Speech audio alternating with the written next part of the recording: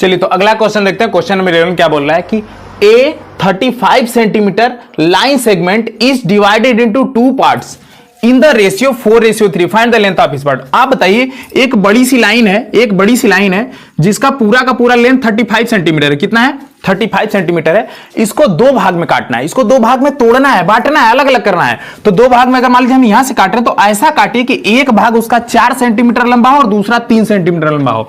अब हमने बताया था कि जो ओरिजिनल वैल्यू रेशियो होता है ओरिजिनल वैल्यू नहीं होती है, तो 4 और 3 जोड़ेंगे सर 7 ही बनेगा, ये तो 35 है। इसका मतलब यह है कि एक पार्ट बनेगा 4x और दूसरा बनेगा 3x। मतलब ऐसे पार्ट में तोड़ी कि पहले भाग को 4 रेशियो में काटिए और दूसरे भाग को 3 रेशियो में काटिए। तो ऐसा करने के लिए आप बताइए मुझे, 35 सेंटीमीटर लंबा है, उसको दो भाग में तोड़ दिए। एक पार्ट आ गया 4 का मतलब 4x, दूसरा पार्ट आ गया 3x। अब फिर से बताइए, अगर इन दोनों को हम जोड़ दें, तो वापस से 35 सेंटीमीटर लंबी बन जाएगी क्या? स्टिक बन जाएगी, लाइन बिल्कुल बनेगी।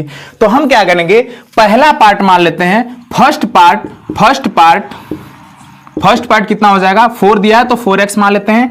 सेकेंड पार्ट कितना हो जाएगा? सेकेंड पार्ट कितना हो जाएगा? 3 दिया है तो 3x मानते हैं। अब ये ओरिजिनल नहीं था, x मानने से ही ओरिजिनल बन गया है। और दोनों को जोड़ेंगे तो उसकी लंबाई कितनी बन जाएगी?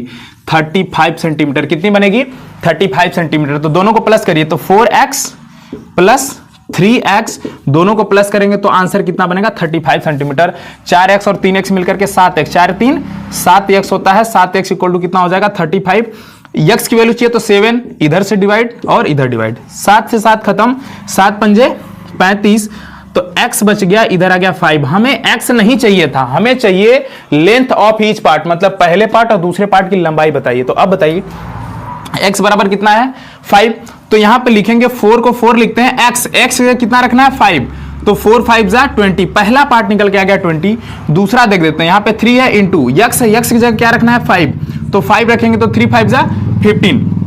दूसरा पार्ट आ गया 15, मतलब ये पहला वाला जो पार्ट है ना ये 20 सेंटीमीटर है और दूसरा कितना है? 15 सेंटीमीटर। आप जोड़ के देख लीजिए, दोनों को जोड़ेंगे तो 35 सेंटीमीटर आएगा। बताइए बात समझ में आई क्या? बहुत ही आसान सा लॉजिक है इसमें। एक चीज को दो भाग में 3 भाग में बांटना है, बट वो ओरिजिनल नहीं दिया हुआ, रेशियो दिया हुआ। तो कभी भी रेशियो दिख जाए ना, उसके साथ आप x लगा लीजिए, ये ओरिजिनल बन जाएगा। तो 4x और 3x बन गया। ऐसे सॉल्व करेंगे, इसका आंसर बनेगा। बात समझ में आई क्या? चलिए स्क्रीनशॉट ले लीजिए, अगले क्वेश्चन।